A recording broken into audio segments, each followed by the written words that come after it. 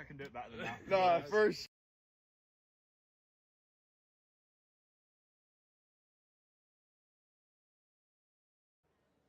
A flor na mai gen is sur a gre verclu leis gevona Oakland.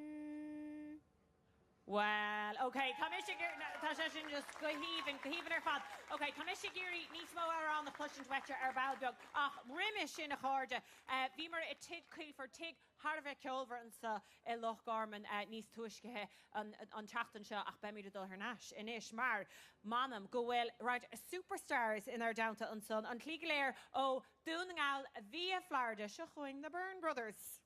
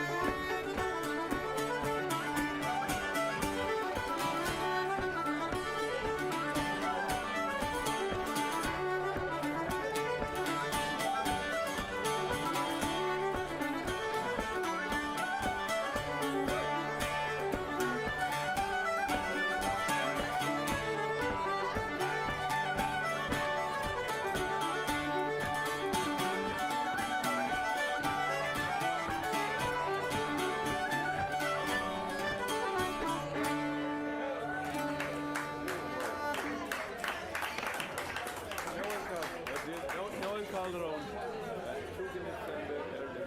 No, we could do with their own.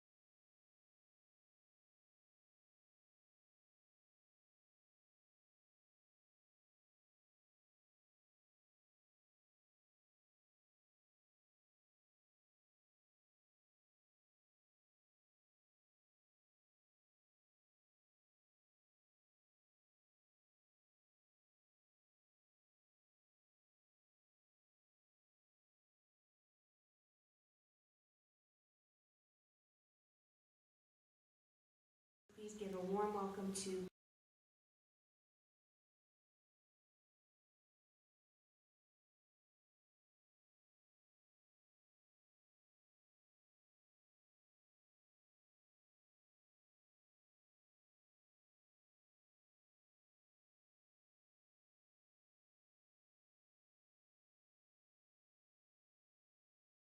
Please give a warm welcome to Carlos.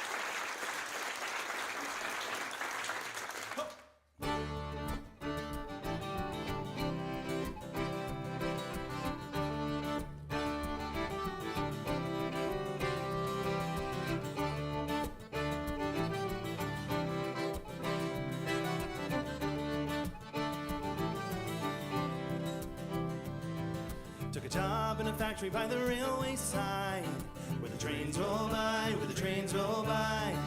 And a girl that was working there caught my eye. Where the trains roll by, where the trains roll by. She moved like a shadow across the factory floor. Where the trains roll by, where the trains roll by. And I was watching from the shipping door. Where the trains roll by, where the trains roll by. And the lonesome sound of the whistle's moan echoes in my blood and bones, leaves me standing all alone with what we keep inside. The lonesome whistle siren sound echoes Queen Street up and down, echoes all around the town and across the river wide.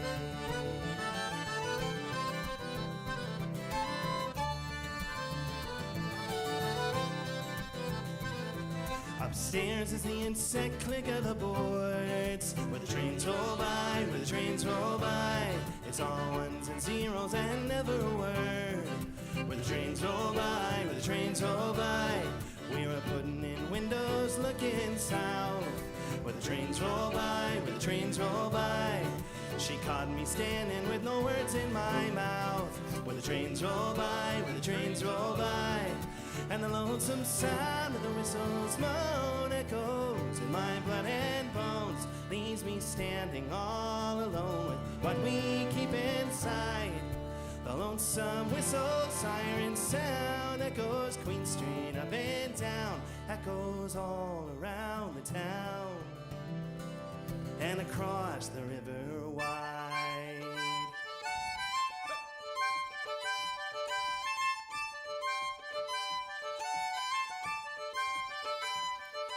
Took a job in a factory by the railway side, and a girl that was working there caught my eye. It's a world I could visit but could never stay.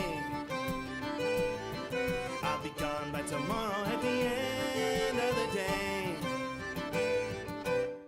And the lonesome sound of the whistle's moan echoes in my blood and bones, leaves me standing all alone with what we keep inside. The lonesome whistle siren sound echoes Queen Street up and down, echoes all around the town and across the river wide.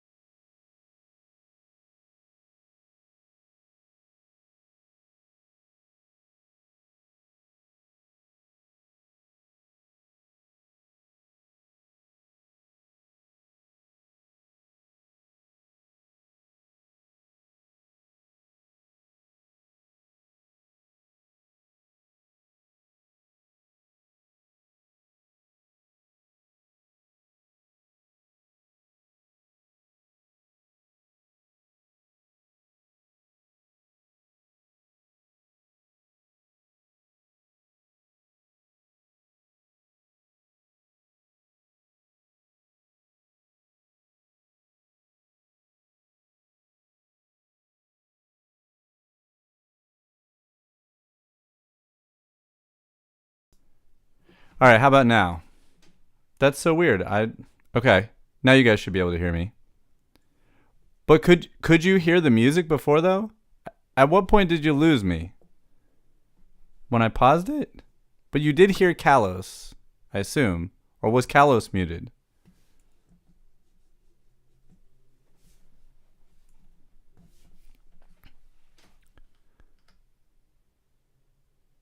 Could hear the music. Now can hear you. Okay, well that's weird.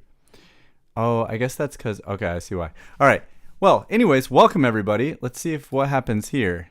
Do you still hear me? Yes. Okay, we can go here. Ta-da! All right.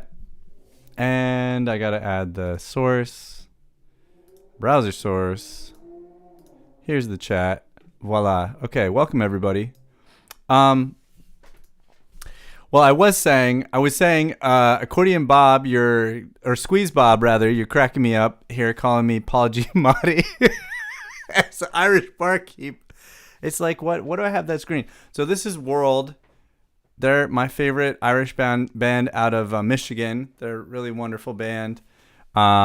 This is a hat that I got at a bicycle flea market out a little bit west of us that I really have never worn. I think it's supposed to go over a helmet. No, under a helmet probably. Anyway, and then this is my favorite all cold weather. You can wear this jacket. It's appropriate for all holidays from October through, or rather from Halloween through Easter. What with the mint color. Anyways, and I was also joking about how Birdie roasted me. I was joking that you guys were roasting me, and it was cracking me up. Very funny. Okay. Welcome to today's live stream. Happy St. Patrick's Day to you. If you have Irish cultural heritage or an affinity for Irish cultural music, I did my DNA test, and I'm like 98% British Isles. My last name is Italian, but there was, according to the DNA test, 0 Italian DNA in there.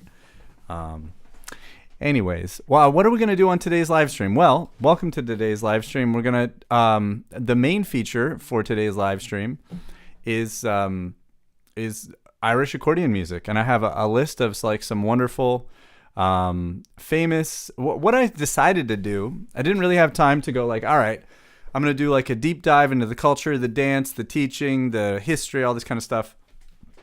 I will do that in the future, not today.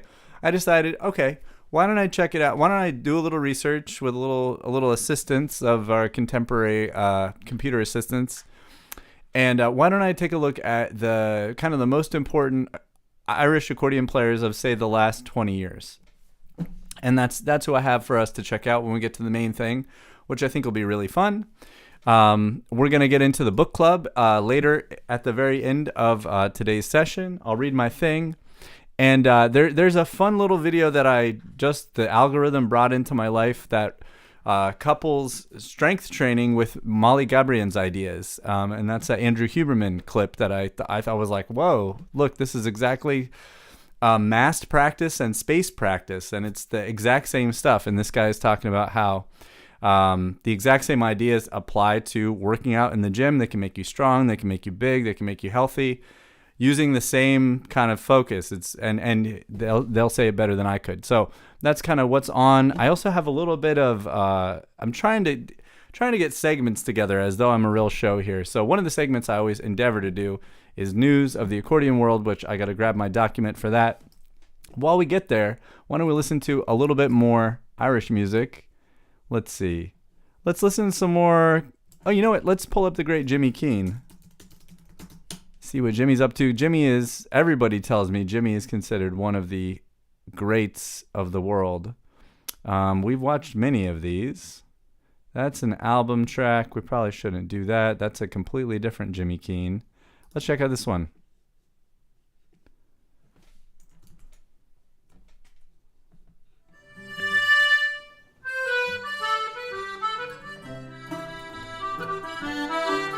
Can you still hear the music? Let me know if you cannot. Well, obviously I paused it, but when I unpause it.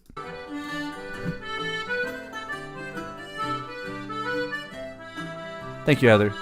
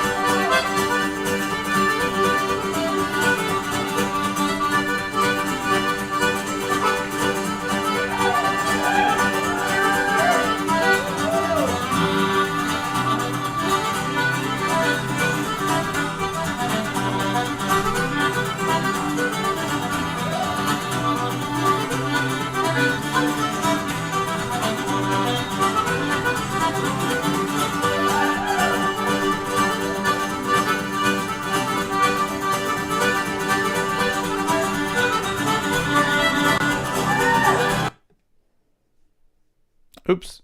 Sorry. I muted the site.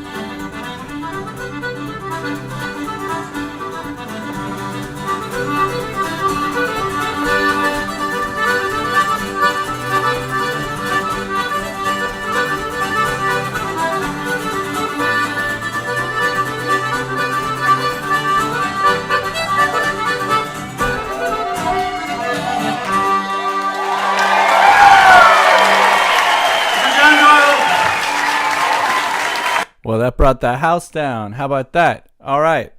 Well, I appreciate that, XBN. So on the origins of my last name, let's see if this will focus. I gotta hide my face. There we go.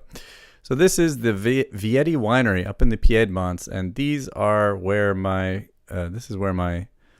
Do you see? Look at that face shape. That looks like my grandfather's face, and he he was a pretty crazy guy. An eccentric, they called him. Anyways, it's at, I think my great grandfather changed that from an I to a Y somewhere along the line. Maybe there was Italian stuff going on. I don't know, because I never knew the man. But anyways, yeah, fascinating. All right, so let's see. Let me read my thing. Usually I have some branding stuff. I just switched over. I made a big switch. I was paying for this monthly service that would kind of like connect. They call it multi-streaming. I'm streaming to YouTube and Facebook and Twitch all at the same time. And I was paying to do that, and they handle all the stuff and make it easier to do. And today I decided to stop paying that monthly fee. Well, I decided that last week, but this is my first time setting up, so I don't have all the fancy formatting yet. Anyways, this is where my name is Dallas, and this is my weekly live stream. I'm going to read my little thing that's important to me. So this live stream is the representation of my views on the world and how I deal with people and look at society. And it's important that I say these things. So it's important to me. This live stream is pro-accordion, pro-musician rights and representation, pro-educators' rights and representation, pro-LGBTQIA+, pro-gender equality, pro-feminist, pro-democracy, and political plurality, pro-immigrant and pro-immigration. We are anti-war, anti-fascist, anti-white supremacist, anti-genocide of the Palestinian people, anti-Semitic. We are pro-public funding for the arts, pro-public education, and pro-public educators. It's a scary time in the world. We can unify and come together, and just wish everybody well. This live stream has always been a window through the internet into different cultures, and especially different cultures where they play accordion also, and the idea is to just enrich our lives in that way. More more variety, more diversity is wonderful and interesting to us. I agree with you, Bertie. Let's wage peace, indeed. So now that I said that, let's see. Let's go into a little bit of the news items that I have for today.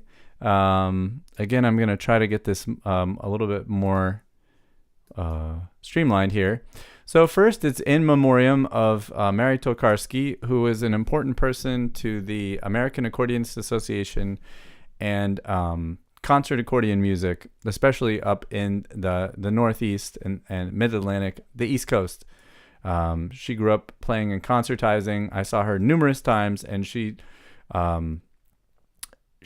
was a two-time consecutively serving president of the American Accordionists Association. She passed away in February, as it says on the date. Here, this is an obituary to her on Accordions USA. And Joan Grauman, who I also know, and wrote this obituary, which you can read. I just want to make sure that I acknowledge her passing.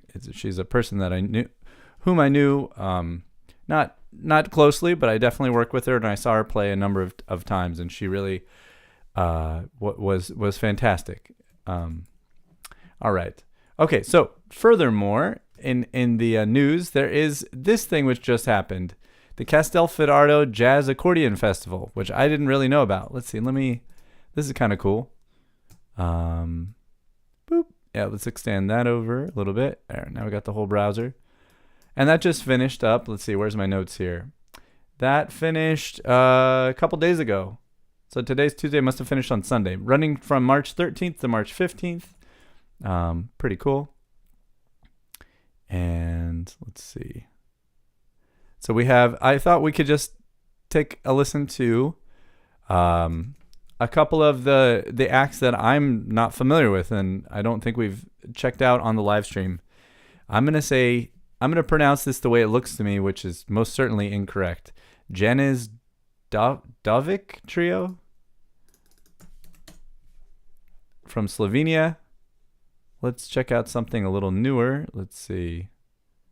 6 years ago. Let's see if I can find something from 1 year ago. Here. This year. How about just them? Here we go. Okay. The official artist. Born in 1980 in Slovenia. All right. This looks great.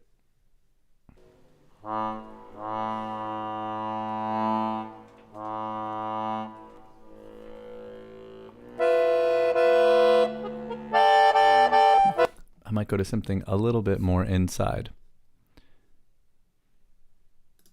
Let's see what this is.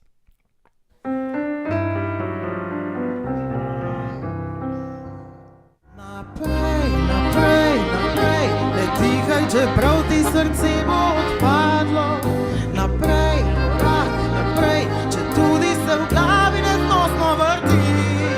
Naprej, naprej, naprej, naj briga jih, če je življenje razpadlo. Naprej, naprej, naprej, le ne izdajte me zdaj še oči.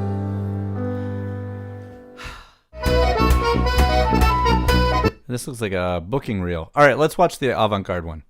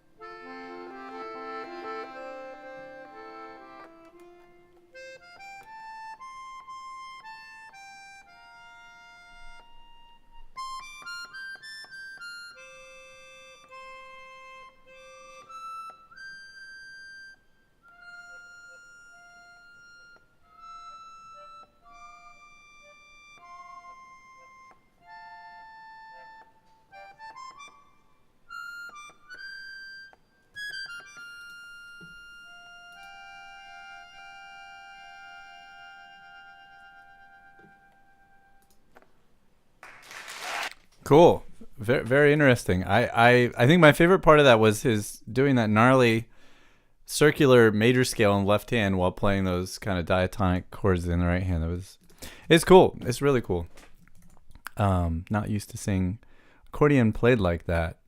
Let's watch a short video of another performer here at this, since we cover a lot of jazz stuff on this channel. Federico Gili, who's an accordionist. This is just 2 years old. Let's check this one out.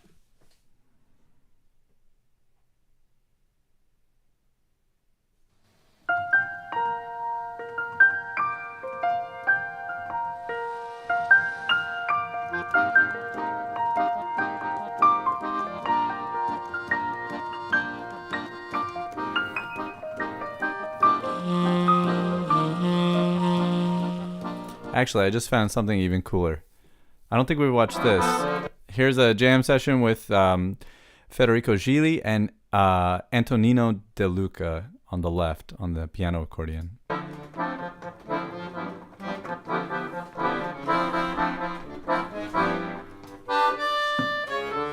Playing Wave.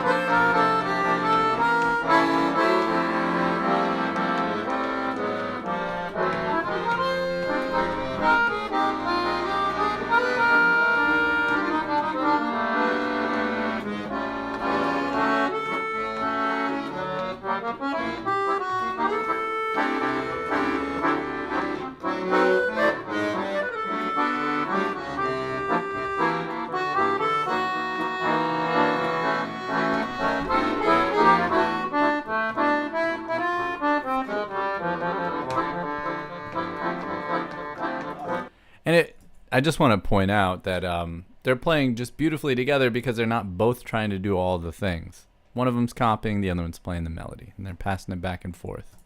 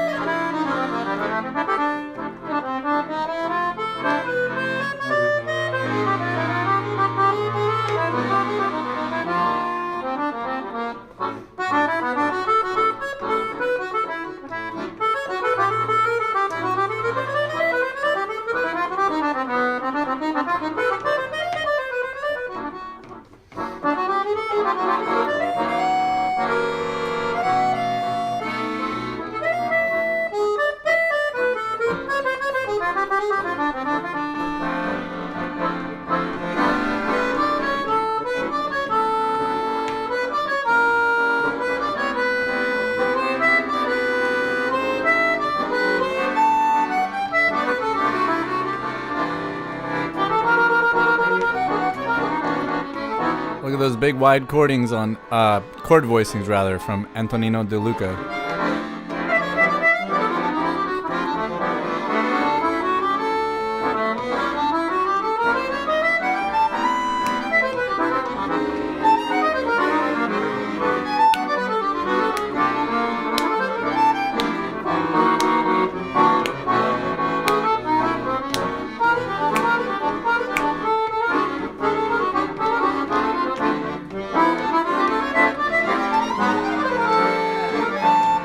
All right. Beautiful playing by these guys. Beautiful accordions, too. Man, gorgeous. All right. So that's a little bit of stuff going on. Let's see. Shanghai is going to have its International Accordion Spring Festival. That's pretty cool. One of the big, I think it's the Trophy Mondial. I think it is going to be down in Chile this year, which is very cool. What else is going on? International accordion competitions are happening. The Nessun Russian Academy of Music is hosting its international competition of bayan and accordion players. I think that's a big deal.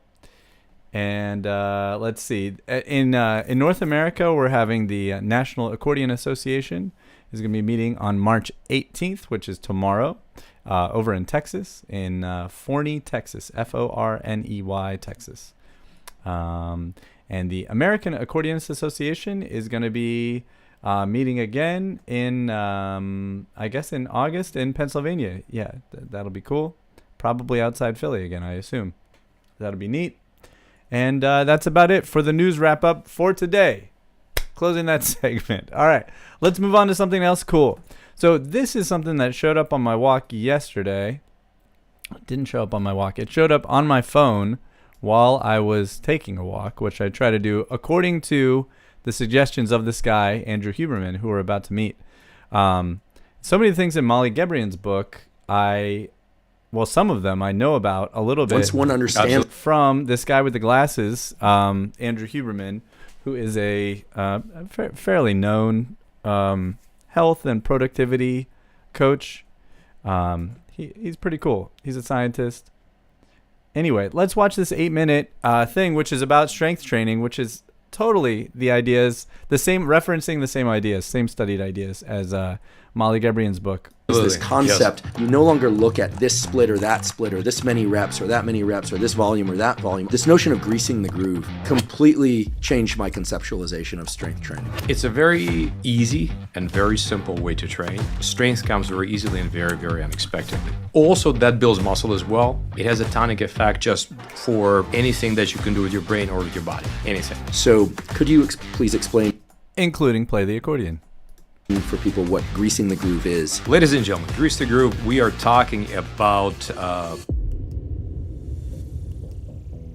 I attribute you with popularizing, maybe you invented it, but certainly popularizing the term like greasing the groove. This notion of greasing the groove completely changed my conceptualization of strength training. I was so tuned to this notion of training a body part, creating an adaptation, then waiting for the adaptation to occur, and then training the body part again. You know, the arguments are all over the internet, 2 times a week, 3 times a week. And then I came across this concept of greasing the groove, which as a neuroscientist felt so intuitively correct, and turns out to be correct. You'll explain what it is, but the idea that more frequent training or practicing of a movement opens up a tremendous number of opportunities for development of strength, of size, hypertrophy if one wants, and I would say just generally more flexibility over one's total fitness program. Once one understands this concept, you no longer look at this split or this many reps or that many reps or this volume or that volume. All that is important, but you can start to think about it through the lens of the nervous system. And to me, it was like water in a desert to finally encounter something that brought together all these different concepts. So could you please explain for people what greasing the groove is? Ladies and gentlemen, grease the groove, we are talking about let's use an analogy. Let's imagine that you are a bow hunter and you work in your garage, and then you walk out of your garage and you shoot an arrow, and you just go back to going about your business, just working in your garage. Or let's say you're a kid who practices martial arts, and on every break between classes, you just go in the corner and you practice your kata. This is the best way to practice your skill in small portions in a spaced out manner. What's really fascinating is traditional education and traditional strength training. It's based on the cramming model. So remember cramming for an exam. So you're studying at night and you somehow squeak by and you pass it. Okay, great. And then a couple of days later, you happily forget everything. So in contrast, imagine that let's say you're studying a foreign language. You write words on cards, and at every opportunity you're standing in line in the bank. So the lesser mortals are fooling around on their phones. You're just going through your deck, like, oh, can I translate this word? I go, put it back in the deck, flip it over. Then next time you're in some other place, you do this again. So this is an example of space practice versus the traditional mass practice. And the evidence of the superiority of space practice is just overwhelming. It goes back to the 19th century, and there's at least more than 1,000 papers published on that. And still very few people do that, which is really sad. And strength is a skill. If we look at what's going on, it's the Hebbian mechanisms. So pretty much every time that you activate a particular connection, synaptic connection, between the neurons, that connection becomes stronger. So if you do it over and over and over. So the grease the groove is the analogy is that command that's coming in from your brain to your muscles, that's the groove. That's that pathway. And the more you use it, pretty much the more greased it becomes. So it's like becomes a superconductor. So in the future, you don't have to try as hard to lift the same amount of weight, or you can try the same amount and you can lift harder. So we haven't even addressed the neural drive yet. We just pretty much made the motor neurons more responsive to it. It's a very easy and very simple way to train. And strength comes very easily and very, very unexpectedly. To make sure that it does happen, you have to address the issue of specificity. So specificity pretty much means, without getting too much into the weeds, to get stronger, first of all, you need to lift weights that are heavy enough. And if you're looking about percentages of 1 rep max, we're looking at like 75 to 85 typically. If you go too light, you don't make the impression on your nervous system, and it's just not specific enough. If you go too heavy, very quickly you're just going to burn yourself out. And so pretty much it's a weight that's heavy enough to respect and light enough not to fear. And second of all, and this is very surprising, is you only do about half or fewer reps that you possibly could do. So for example, let's say that you're lifting 80% of your 1 rep max, and let's say that you're able to do 8 reps maximum with it.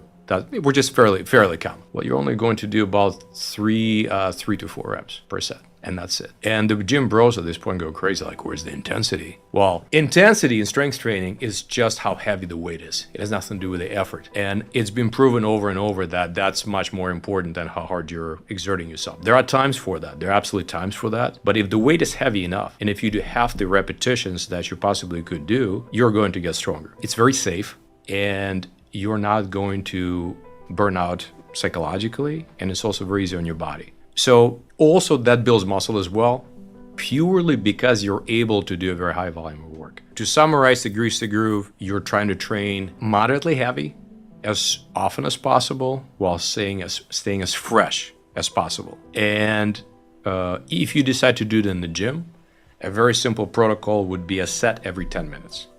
It sounds really bizarre. Like, why? Why would you rest for so long? This apparently has to do with initial memory consolidation. There's so much is still unknown. So we do know the grease the groove works. So those of you that are reading the Molly Gebrian book and are following along with this live stream as I do my little book reports every week that we meet here, are you seeing all of the parallels here? It's the same stuff. It's really, really cool. Great. That some of it has to do with some of the same phenomena related to learning in other fields. So if you're doing something over and over, like you're saying 2 + 2 is 4, 2 + 2 is 4, you're just using your short-term memory. You're not memorizing anything. But if you say 2 + 2 is 4, you go get a coffee, you come back and you try 2 + 2, 4. So there's that desirable difficulty that you have in there, and you have to process that instead of just go through the groove. That apparently helps this adaptation. So rest for at least 10 minutes. Do sets of about the repetitions of half of what you're possibly able to do, and listen to your body. Typically train 2-3 days in a row, and then take a day off. But listen to your body. Are you doing anything in the rest periods between these 10 minutes? So is it, let's say, bench press, wait 10 minutes till you bench press again, but in the meantime you're doing Zercher squat 5 minutes after the first bench press? That's one of the way to do that. You can do up to 3 exercises at the same time. So let's say like Zercher squat and the bench press and maybe a third thing, but I'd say those 2 are enough. And another option is you can do that. You can incorporate this into, if you do only one exercise, you can squeeze it into your lifestyle or your athletic practice. So for example, let's say you're teaching a track practice or martial arts class, and every 10 minutes on the clock, you just have the class drop and do 3 hard, let's say 3 one-arm push-up, okay, and then get back to the class. So there's no interference whatsoever. In fact, it's better than no interference. So if you do strength work that's not exhausting in nature and that's not novel to you, it has a tonic effect just for anything that you can do with your brain or with your body, anything. So what you have is, by having this short, very small dose, like a nano practice of strength, you rejuvenate yourself and your productivity increases so much. I suppose if someone has access to the appropriate equipment at home, you could incorporate Grease the Groove into your entire day. That's ideal, yes. Yeah. And obviously it's difficult with some equipment, but what you could do, you could use the heavy-duty grippers. You could do one-arm push-ups.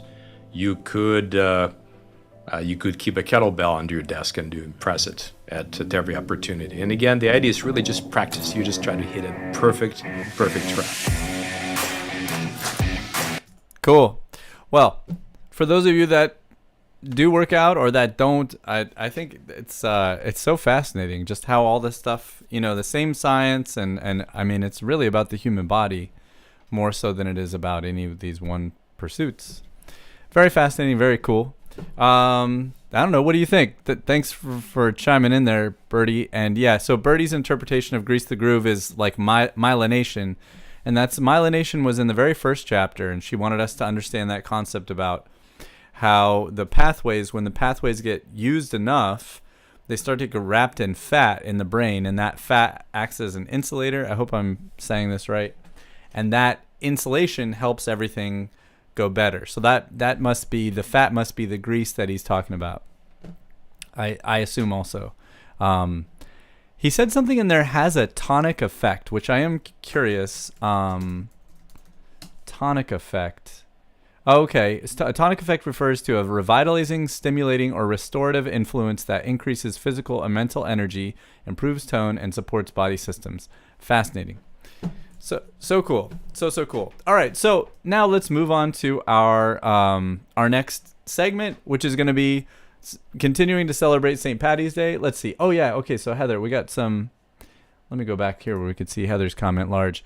So okay, so Heather says both are utilizing central nervous system that is at least appreciated. That is the least appreciated element of strength training. Yeah. So Heather's saying the least appreciated element of strength training is the central nervous system, and she's saying that both playing music and working strength training are utilizing the central nervous system. Super cool. Super cool. All right. We'll move on to Irish accordion players and Irish accordion music. We started off with some brothers that I had just found out about a couple hours ago from one of my students. And she showed me this. She plays this fantastic frame drum. I want to show the Byrne brothers here. I want to show that first video that I found again. This is so cool. This is the one she showed me. So cool. The rhythms. There is no accordion.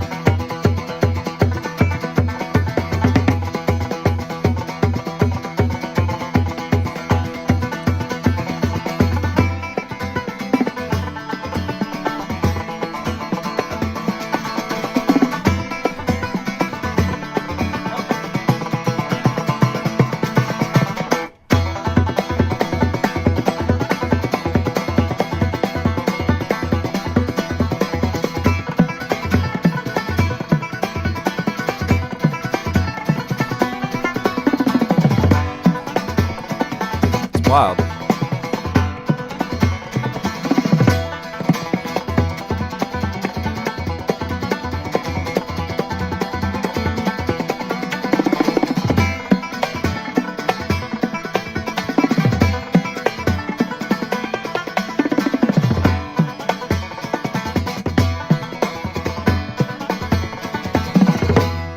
Wow.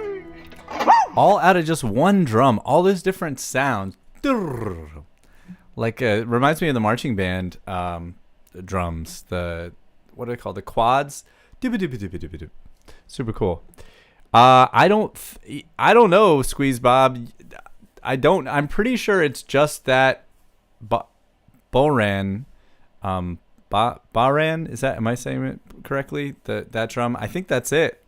And that's why this person that I had the lesson with, why she showed it to me, because she also plays the Baran, and she's like, oh, this is you'll like this.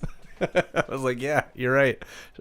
And she's like, that, that's an influence on her playing. So anyway, that's pretty cool. All right, so here I have prepared a few Irish accordion players. This is my endeavor at a little survey of great Irish accordion players of the last 20 years. So here we have Derek Hickey. Derek Hickey is a very influential accordion player in Ireland today. He's from County Limerick. Of course, he's going to play the BC accordion. He, I guess, got famous in a band, let's see, called... what was the band that he was in called? Danann? Could that be it? Let's see if that's right. And he's played with the Rolling Stones and some other people. Danann. Yeah, okay, with this band Danann. All right, we'll check him out in Danann. I think for each of these musicians, we'll check out a couple of them. This is from a couple years ago. And I noticed this. You guys who are like Irish music heads, you probably know all this stuff. But Trad TG4 seems to be referenced a whole lot. This seems like an important cultural thing. I don't know if this is an award ceremony or a festival or what. Anyway, all right, let's check out Derek Hickey and the rest of this trio. It opens up with this beautiful ballad he's playing.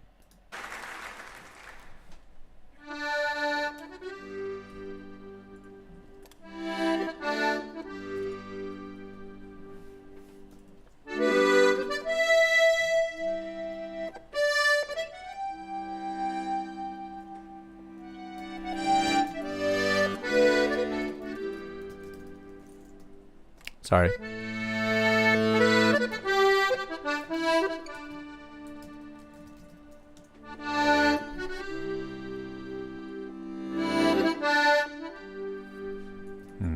Beautiful.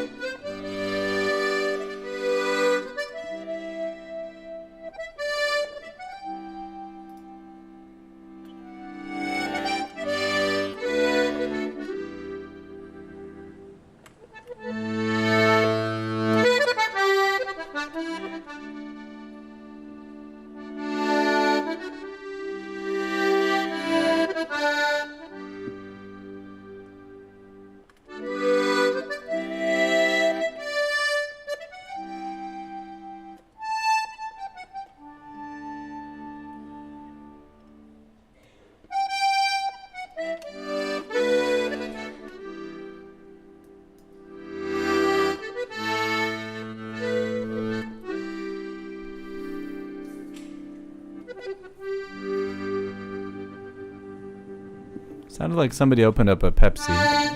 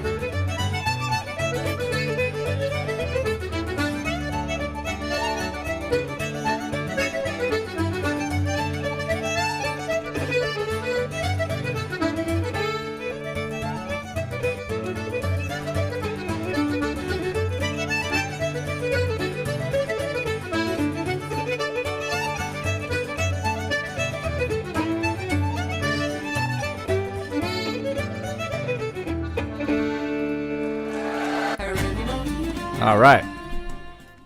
So, I actually don't think we'll have time to do two from each artist, so we'll just truck right along. So our next artist is Sharon Shannon, who I certainly have heard of.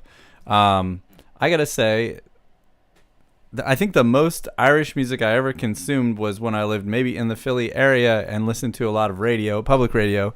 There's a couple wonderful public radio stations in the Philly area, and I think it was XPN. On Sunday nights, they would have a wonderful show that was a syndicated show from National Public Radio called The Thistle and Shamrock.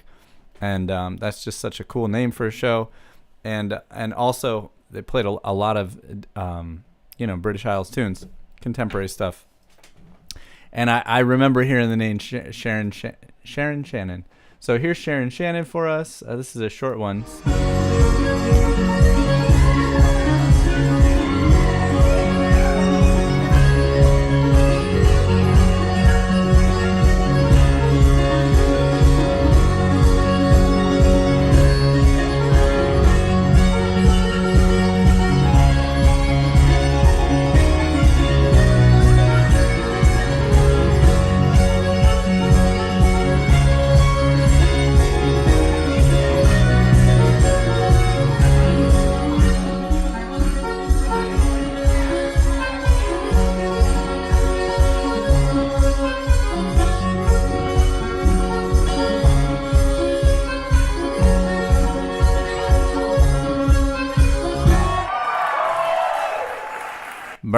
Absolutely burning down the house, and the keyboard player is doing so much. I know from hanging out with Mariko and World that that's what they call the stomp box, which is like a trigger that sounds like sounds like a kind of a kick drum or whatever that they stomp on for that typical thing. And then on his other foot, he has like a tambourine sort of a thing. That's pretty cool. Let's check out another Sharon. I'm sure there's really great famous stuff. Let's check this one out.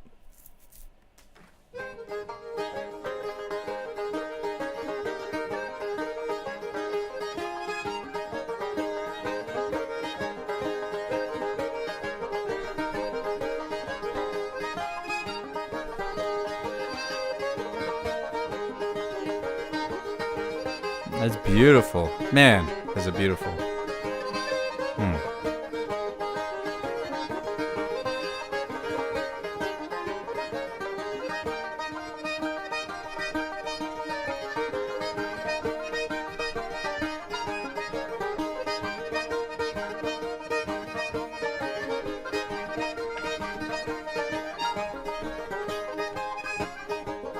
Oh, it's a Scottish tune. Okay, cool. This one or the previous one, Squeeze Bob?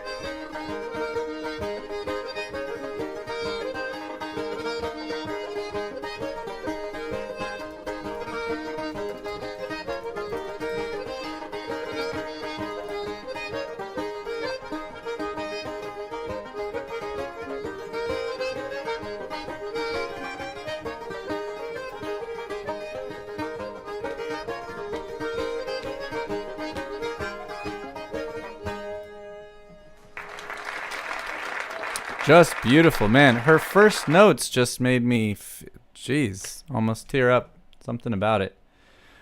Cool. Hey, Mark, Vidor, wonderful to see you here. Bouzouki, yeah, a Greek instrument, right? That somehow made its way, maybe, or maybe the reverse happened. Looks like a Greek spelling though. Thanks, chat. Informed chat. Okay, so here we go. Here's our next artist here. I played two of Sharon because that first one was only a minute long. So we have Martin. I assume that's how you say it, Martin O'Connor. Maybe there's a more Gaelic way to pronounce that. Here's Martin O'Connor Band. Now Martin, apparently he was a central figure in the original Riverdance Orchestra, which again I know from PBS and Michael Flatley, and he was a cultural sensation to be teased about in stand-up late night monologues. Anyways, so apparently he has a bunch of tunes that he's written that are kind of entering the contemporary canon, and some other important collaborations, and he's working on a PhD in musicology, according to the research that I'm referencing. I will be right back.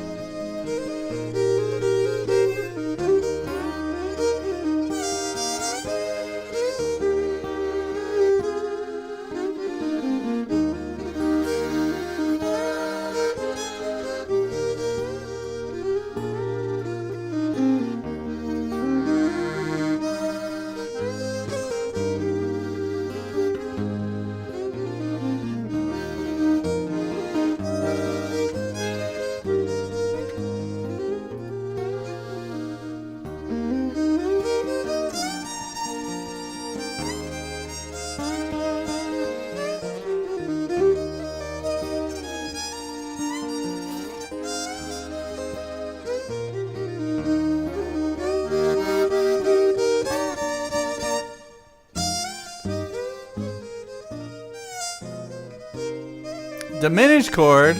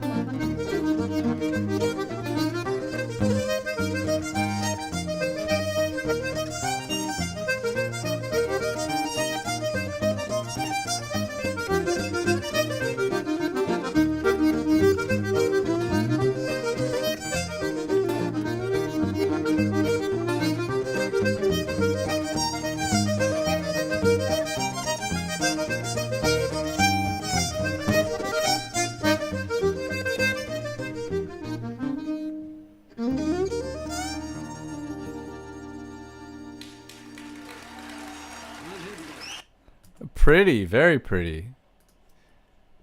I tried to pull up his website, and then there's... I wonder, you know, like, my website is never up to date. Yeah, all these links are bad. I wonder if these are actually his upcoming gigs or if these are old. I don't know. Anyways, that's pretty cool. All right, so next up, we have a band that I'm gonna, let's see.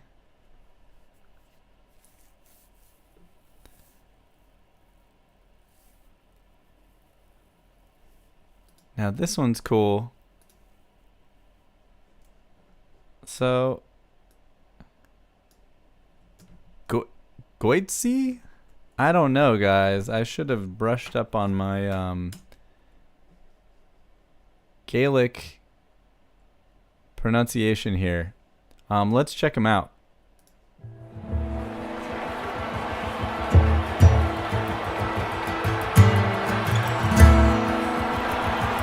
Feels like they're a big deal.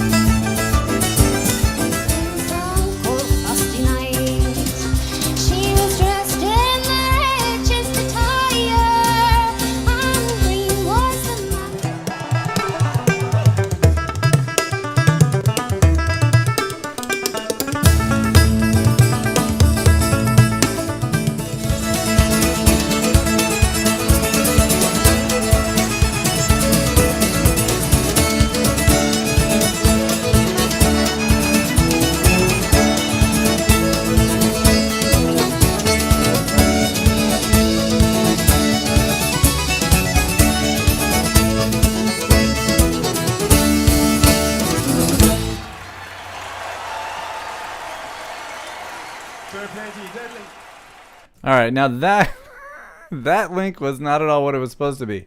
That was supposed to be this band. Let's see. Let's go here. All right, it was supposed to be this band.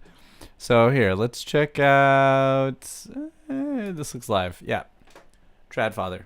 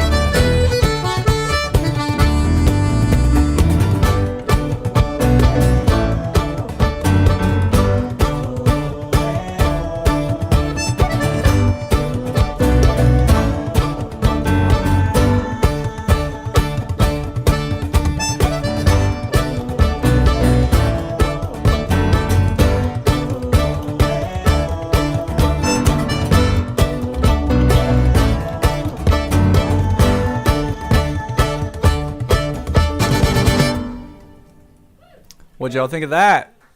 Okay, so this is Bioga. Could that be the correct pronunciation? Pardon me.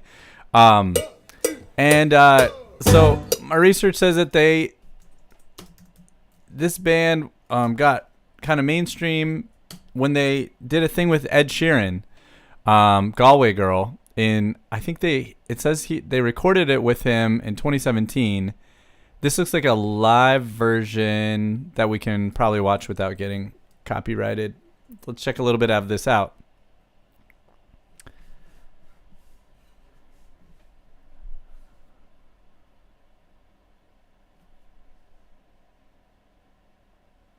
She played the fiddle in an Irish band. She fell in love with an Englishman. Kissed her on the neck and then I took her by the hand. The baby, I just wanna dance. I met her off Captain Street. Side of the bar, she shared a cigarette with me while her brother played the guitar. She asked me what is it mean. Gaelic ink on your arm, said it was one of my friend's songs. Do you wanna? All right. Well, there you go. Okay, so moving on to furthermore. Let's see. Copy the link. This should be Damian Mulaney. Here we go. Yeah, this is cool. I watched this a couple times. I really enjoyed this. I apologize for you guys. There's a ton of sound from the bar or club that this is at. And also, yeah, the chat is great. Let me make myself smaller here so I can get more of the chat in here. And extend this down. I really appreciate the chat. Everybody in here kind of sharing a bunch. There's a great Eurocafe Duo had a great question about what? About just curious about the harmonies of the music, and we got a wonderful reply from Hartman Shore. Let's see if I can just want to make this a little taller here. Let's do 900 maybe. Oh wait, that was the wrong way. Wrong dimension. There we go. All right. Perfect. There we go, guys. All right, so this is cool.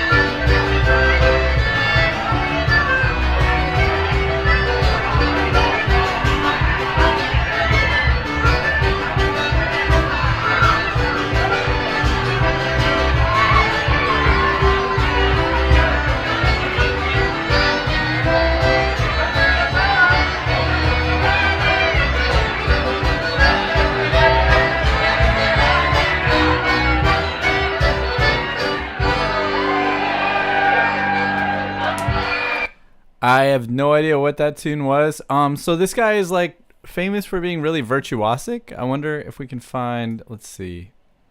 That was super fun, and I love like seeing how amped the crowd was for it. 5 years ago. Let's check this one out. See what this is. Damian Mullany.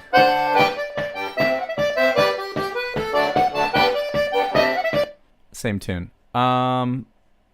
Let's check out a little bit of this thing where it looks like they're busking maybe. Now he's back on the streets of Cavan along with Donna Hennessy on guitar and Trevor Hutchison on double bass, playing a set of reels, Master Crowley's, Maud Miller's and The Musical Priest. These guys are magic.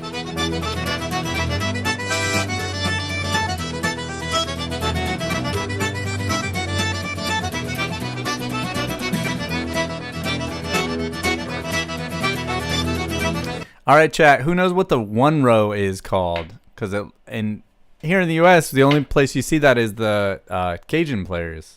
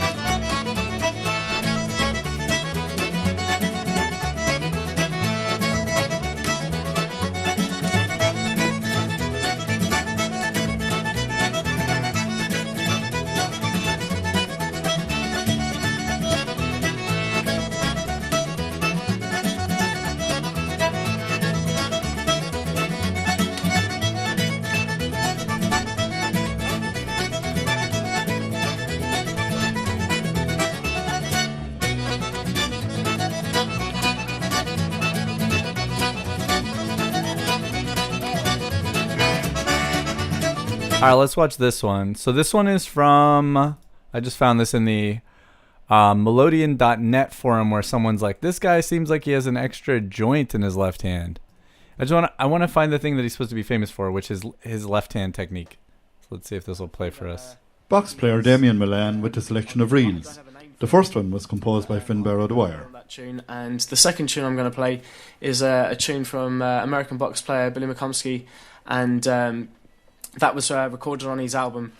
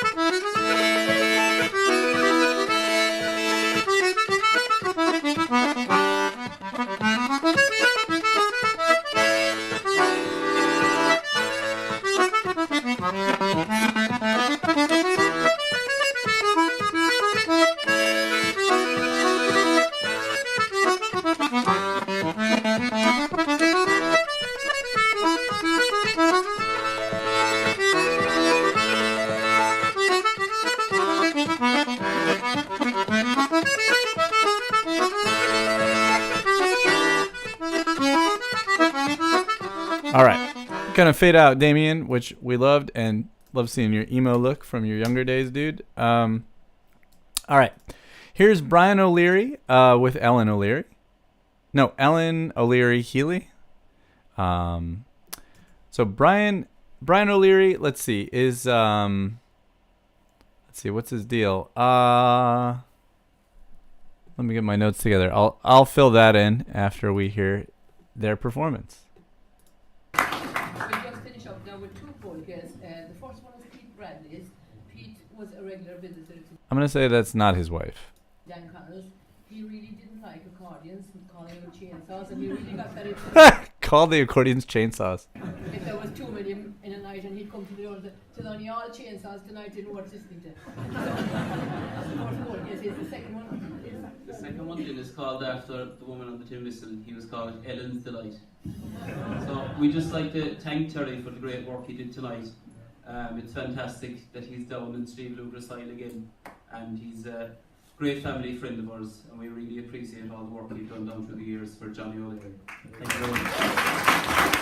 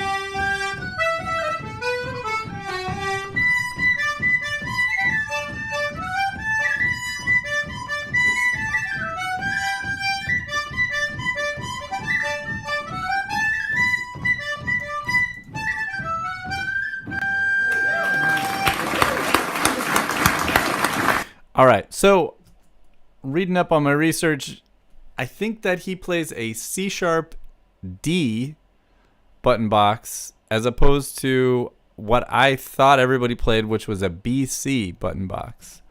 And I found a little bit about this is his grandfather, Johnny O'Leary.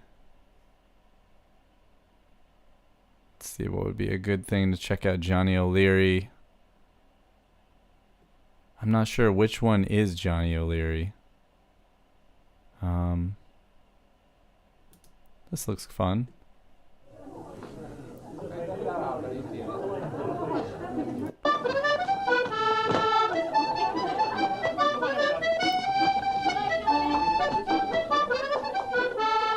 Accordion player Johnny Leary is the resident musician for these sessions. He's been playing regularly here for many years. He spent a long time playing with fiddle player Dennis Murphy from Guinea until Dennis died in 1974. Johnny still misses playing with Dennis, but the music and the sets go on as lively as ever they were.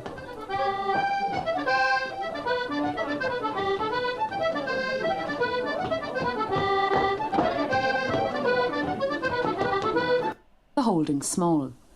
For a long time. Oh, that's cool. That's a cool documentary. Okay, let's continue on. So, Dermot Byrne.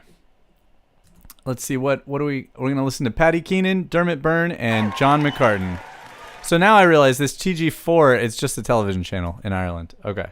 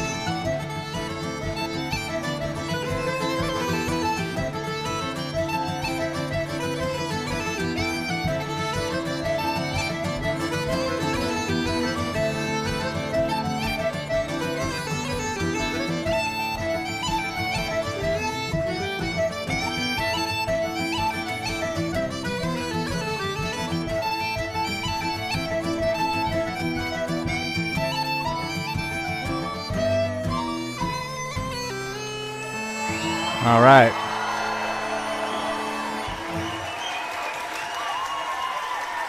Whoa. Crowd loving it. Loving it. And with a bagpipe there. Pretty cool. All right. So here, let's finish up with a couple piano accordion players, I think.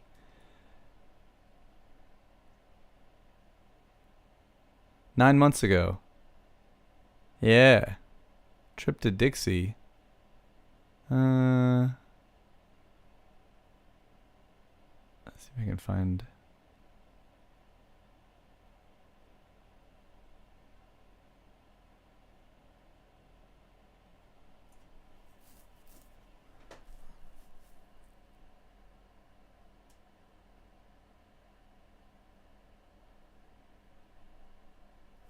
Boom, boom.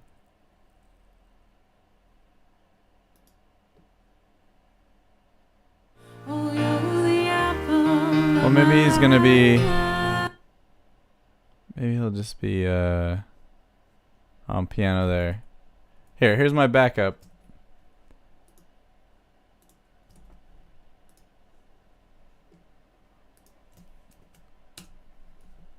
This is somebody I think we've watched on the stream before.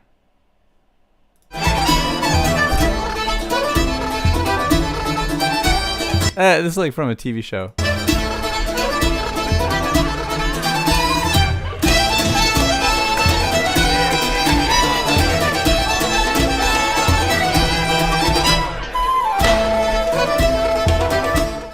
It's a sports commercial. All right, let's check out Martin Tourish on the piano accordion. This looks pretty cool.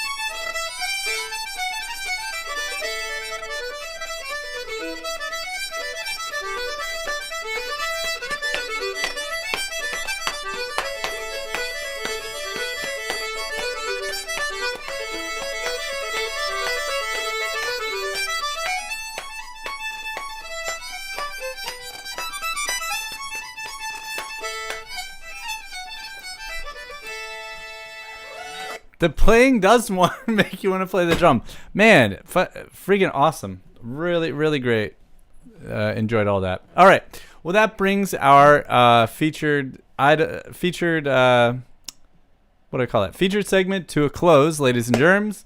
I'm going to try to quick sprint through Molly Gebrian's chapter for this week for the book club. So let's see. Pardon me while I get this set up over here. Is that it? Might be. Hope you guys enjoyed that. Thanks to everybody who commented. There we go. Voila. Okay. Flip it sideways. Yeah, there we go. Okay. I think that's mostly still on the screen. Yeah, just like that. Okay, great. And this chapter was fantastic, as are all the chapters. However, it's kind of just essentially one idea that I feel like a lot of this chapter is about the studies around this single idea. So I don't feel like too bad that we don't have a whole lot of time here, or that I'm going to try to condense it. There we go. Should I get the chat on the screen? Why not? Thanks for sticking around, guys. Usually I end in about 5 minutes. I'm going to keep going probably a few minutes over the hour. I mean, definitely a few minutes over the hour. And then I'll say goodbye before I go. But we've been covering this amazing book called, let's see, hold up my paper copy here. Learn Faster, Perform Better. And we started this, I think, the beginning of the year, and it's just every chapter has been absolutely amazing. I've missed a few weeks now, so we're a little behind on the schedule, but that's quite all right. It's just wonderful. So this chapter is really great. The video that I showed earlier about the strength training, those are all ideas that we have been talking about and learned about from Molly Gebrian's book. Every single musician that I tell to check this book out comes back and says, I ordered it. This book is amazing. I'm sharing it with my friends, and that's how I heard about this, is people shared this book with me. Molly is in the prime of her teaching and performing life. She has many, many more years left, and she has a great, wonderful YouTube channel that you can find a lot of her stuff on. I can't recommend this book highly enough for all musicians. It is just a phenomenal book. So we are on the 8th week of this book club here. She's going to talk about different ways to do basically variations is how I think of it. And this is very much the way I go about practicing music and things that I'm doing. And I always think of it in terms of problem solving. I use the word synthesize this shape. Anyways, I'll talk more about that. I'm not trying to say, well, I knew about this. I guess I'm just trying to connect from my own life into these cool things that she's sharing with us. That's all. All right, so as I do, I kind of like skim. I probably read too much. This is like a 5th grade book report. But here we go. Let me put the chat on the screen. Pardon me. Browser source, Social Ninja overlay. Voila. I just got to get this a little smaller here. Height, we'll take that down to 500. That should do it. Yeah, that works. Okay. Anybody wants to post anything in the chat, we'll see it there. I wonder if there's a way that I can make that like a different background. Anyways. Alrighty, so here we go. So the title of this chapter, chapter 8, is Why Exact Repetitions May Not Be the Best Goal. So she tells us this cute story about how when she had younger students who were having trouble figuring out how to exactly, how to practice really, how to do, she says, correct repetitions to reinforce the new habits, she would give them small physical challenges each time that are really fun, that she said kids loved. So can you do your repetitions while standing on one foot? Can you do your repetitions? She's a violist. So can you do your repetitions while walking in a circle? Can you do them while your eyes are closed? I mean, we can imagine how that makes things more fun and silly and creative and just interesting and exciting. So they'd bend down and stand back up and do all kinds of stuff. And it was a big hit. And apparently it was just something that she sort of came up with. And then she's saying, well, I wonder if it was actually beneficial, or was it just fun, or was it both? And now she's going to go into it. And she calls it variable practice.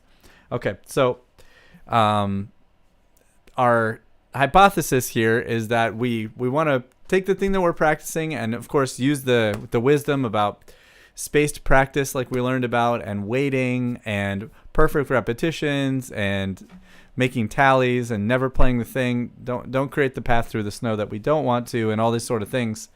And interleaved practice, which we learned about recently. But she says, well, is that always what you want to do? And basically, in summary, she's going to say, well, at the very beginning, yes, that is probably all that you want to do when something is brand new. But as it's getting learned more and more, or as you get more expertise in a field, you're going to want to create variations, variable practice, synthesize it. Okay, so the first study that we get is about throwing bean bags.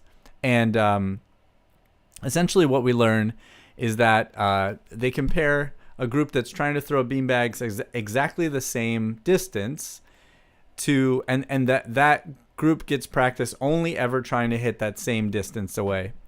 And the other group that's being studied practices throwing two different distances. And they show that the group that practiced two different distances, and neither of those distances was what they were sort of tested on. It was 2 feet and 4 feet, and they were tested on 3 feet, which is right in the middle. But they practiced those, and they did better than the group that only practiced 3 feet, 3 feet, 3 feet over and over again. And this is an example of variable practice. So practicing a variation of the thing. I would call it a movement. So then she says, let's see. And they did another study with different weighted bean bags and stuff. And let's see, where is this? And they found the same thing. And then they did another study with playing tennis. And the kids who were trained to only do the thing that you would do in tennis, which is get the ball over the net, did worse when tested and perform, in a kind of interleave performance than the kids that trained to hit different targets with their balls and situations which weren't necessarily exactly the situation that they were going to be doing, which was getting the ball to another place in the court.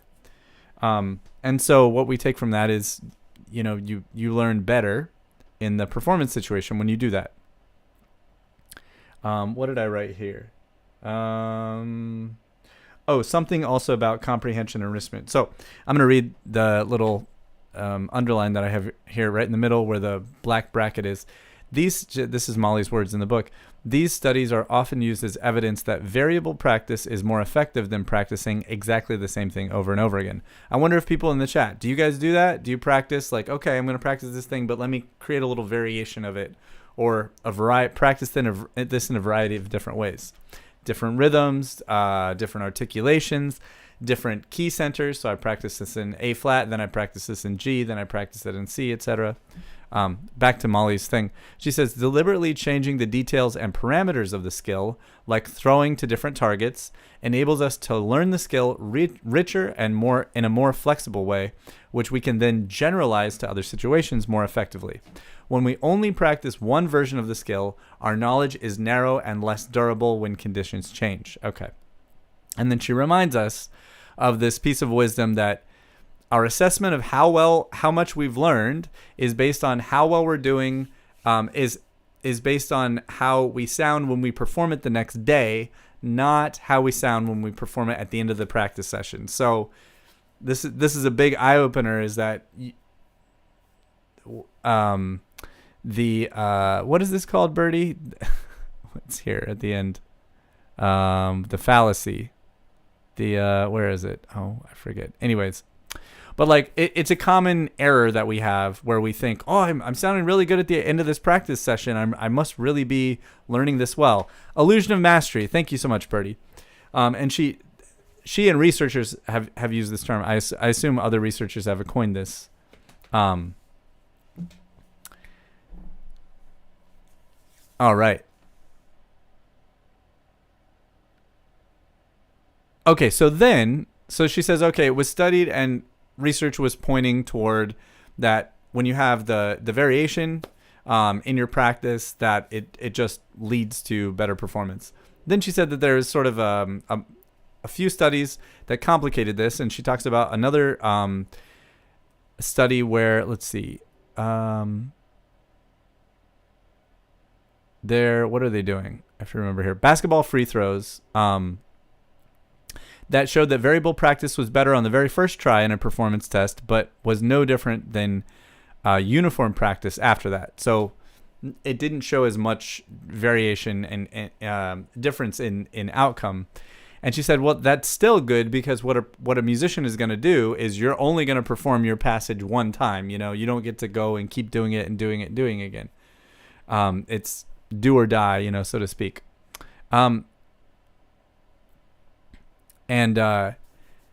see. During practice, both groups performed essentially the same during practice. And then, okay. So why do some studies, she says, why do some studies find a benefit for variable practice and what others don't?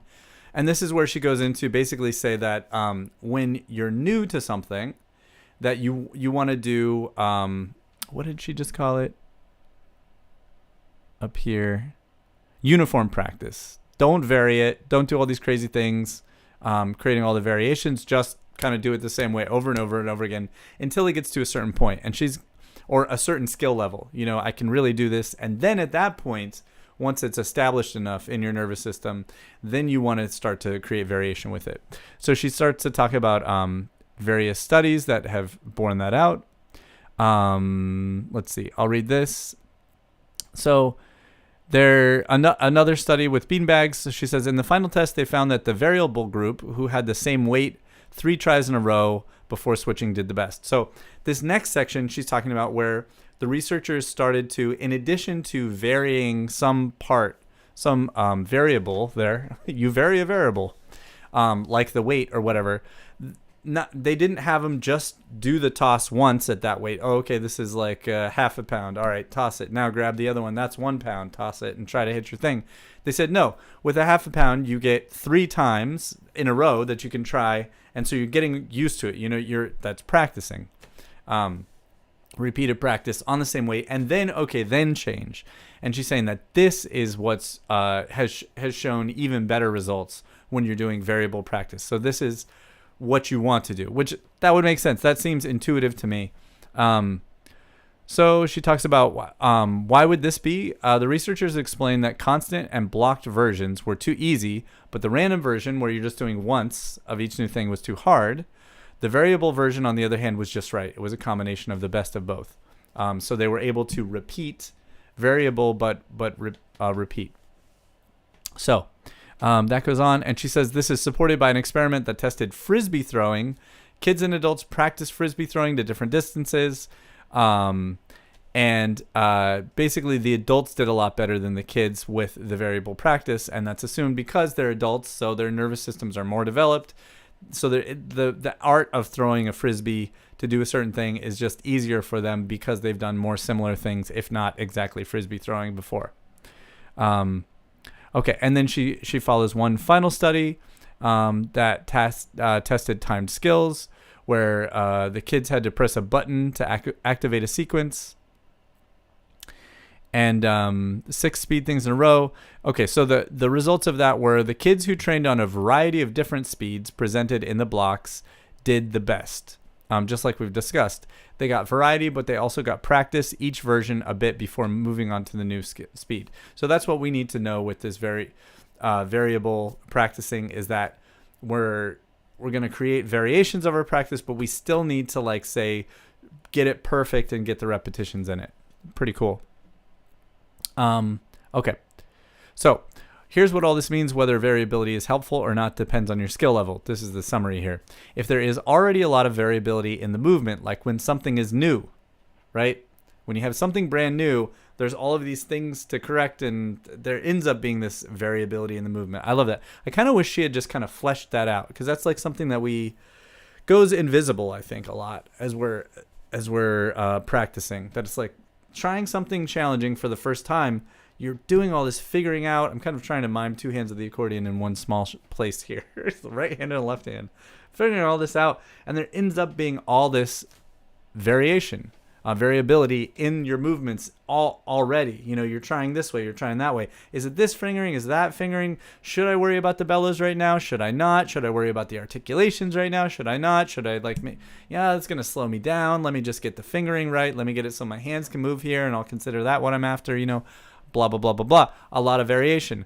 And so for that reason, it's not ready, because you add variation on top of that and you can't do it. It's not going to be helpful. It's too new. It needs to be really much more stable, and then the variation works. Okay, cool. She also introduces this word called challenge point, which I have heard from friends, like my one friend who went to Oberlin. She was talking to me about this, about practice, how figuring practice out is finding the perfect, it's like Goldilocks, not quite too hard and not quite too easy, just the perfect kind of thing, and then finding out some way to make it fun, make it a game, make it pleasurable, like whatever. You don't want to feel like agonizing and frustrated about it. And that's what she talks about, this challenge point. This aligns, I'll read her in the red here, the highlight. This aligns with one learning theory that asserts that you learn the most at the challenge point, also known as the point at which you have desirable difficulties. Desirable difficulties, also a cool term. You want your practice to be right at the edge of what you are capable of, not too easy, but not too hard. Repetitive, consistent, blocked practice may be better at the beginner because of the new skill is hard enough. We don't need to make that any newer. But as you gain skill and expertise, you need to increase the level of difficulty. And that's what she's saying about this challenge point or desirable difficulty. Is like you got to keep moving it up and find what's the next little bit of challenge here that's not too gnarly.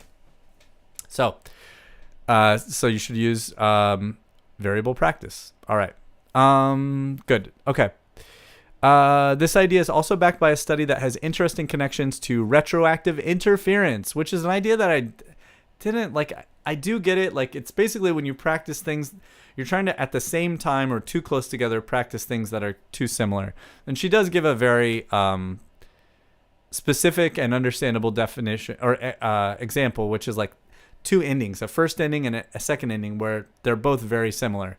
You should not practice those at the same time. It won't get learned. You got to space it out. So she talked about how in a situation like this, if you let's see, what is she? Let me read this because I just read this earlier today and I've forgotten. So recall from chapter 4 that if there is a break of about 6 hours in between learning two new and similar skills, retroactive interference doesn't happen if you spread it out. A group of scientists wondered what would happen if people learned skill A, and then a slightly modified version of skill A, which they call skill A prime, 6 hours later. In this case, skill A was learning to move a cursor on a computer screen by squeezing a little handheld device. Why am I reading this? I'm trying to read my computer screen is way farther away than my iPad is. I guess that, well, the bonus is that I'm looking at you guys, so I will do that. Anyways, okay, so the researchers found that if people practiced skill A and then 6 hours later practiced skill A prime, they were much better at skill A the next day than when they were tested again. Okay. All right, interestingly, if the participants practiced skill A prime after only a 30-minute break, they didn't show the large gain in performance the next day. This finding aligns with what we saw in Chapter 4 on retroactive interference and the importance of breaks. And then she talks about how when you are working on two things that are very similar, you need to do the easier one first and then the harder version of the same thing second, with the with the gap in between, which is cool. Okay, so then what else? Okay, and then she gets into specific examples, which this is cool. So let's get into these examples. So here are things that you can do to create variation in your practice. So practice the same thing at a variety of tempos, focusing particularly on the tempos that are the most challenging. So practice it way faster, practice it way slower, in all these different ways. That's cool. That's a great idea. And I have received that advice from somebody who I consider a formidable and influential teacher on me, Ben Schachter, who's a tenor saxophonist and teacher at Temple School of Music. He has been I think he keeps like moving out to the desert to Arizona and being like, I'm giving up this whole jazz life scene. I'm going out into the wilds. And then he comes back and then teaches a bunch and he's a legend. And then he goes back. And anyways, but he would tell me practice, we'd be working on key, just tunes, improv and like going really deep. He was showing me his method, roots and thirds and all this other kind of stuff. And it was like, practice all this stuff at different tempos. And I remember him saying that over and over and over again. Practice it at different tempos. It's very important, he would say. All right, so next is practice with a variety of different articulations, tone colors, dynamics, and or vibratos. On accordion, I don't think we have tone colors or vibratos. We do have different dynamics. We can do a vibrato. I guess I don't know anybody that can bust out reliably just like, play that in a bunch of different kinds of vibrato. I don't know anybody that can do that. I'm sure on accordion that exists. Bandoneon, I think they do that a lot more. And I'm not saying it's not possible. I'm just saying I don't think it's a realistic example for accordion players. Anyways, and then she says you can combine parameters. So legato to staccato or whatever. Play things with the opposite articulation and dynamics. Create a skeleton version where you're leaving out a lot of the notes. So instead of a whole string of like 16th notes, you're just hitting the first of every 16th note or the second of every 16th note or whatever, something like that. You create variations like that. Things that are longer held or longer notes, you could fill that in. So where you have like a quarter note, half note, you could do like eighth notes, dot, dot, dot, dot, dot, dot, dot, dot, dot, dot, like repeating the note. So she says fill in note values with subdivided repeated notes. You could do eighth notes, triplets, sixteenths, whatever. That's a cool idea too. Now she says practice in a variety of different emotions, and that's my attempt at a heart. It does not look like a heart, but that was a heart with a bunch of exclamation points. Dr. Noah Kageyama, who we know from this live stream, He gave her this idea. It's just such a cool idea. And that's right in line with Jacques Mornay, man. He would love that idea. And when you work with Jacques Mornay, that's what he has you do. Play it like this, play it like that. Where's the feeling? Where's the emotion? And that's such an excellent thing because that's like a human quality that we need to sum up. That's like the kind of actorly part of this, the comedian, as he said. He being Jacques. A musician is like a comedian. An actor who has different, big, small, smalls and all this kind of thing. Happies and sads. Okay. So anyway, the list goes on and they're all cool. And then then we have the appendix at the end. So I don't need to read all of them, but that is this chapter. Very cool. So we want variations in our practice. And not only do we want variations, with every kind of variation, we need to practice that variation. And that gets us further and closer to our goal. So very cool. All right. That is the end of this live stream. What do I need to say? Next week, I'm going to start a series like I did last year called The Road to Django in June, where every Tuesday I will bring up a new tune. Let's see. Let me read Heather's comment. Regarding the emotions. If I didn't know that this came from the book, I would think you snuck that in. You do a great job of bringing an emotional world for each song. Yeah, thank you. I would say I learned that from Jacques Mornay for sure. It's like, but then it has to be something in us that resonates, that we feel right. It's like, oh my gosh, like this, you hear somebody kind of give you an advice, or maybe they're a very confident teacher. Here's the truth of the world. And you go, oh, wow, that does resonate for me, right? And for you, Heather, too, as well. You play so beautifully and expressively also. So next week we're going to have... we'll do The Road to Django in June will be a segment.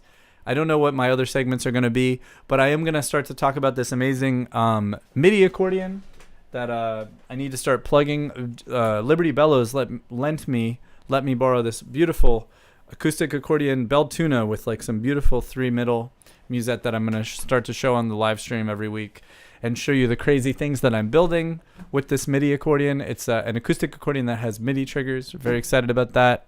And pretty soon I'll be announcing a sign up, or at least the ideas of what I want to teach this next session that goes April, May, June into the next sort of calendar quarter. That's all, and that's everything. Everybody be safe. Enjoy your St. Patrick's Day. I have a student, and then after that student, I'm going to go hear an Irish band in town, and I'll probably have a pint of Guinness along with it. just be well, and thanks to the wonderful music of Ireland. What a fantastic, just amazing culture, and it seems just super vibrant.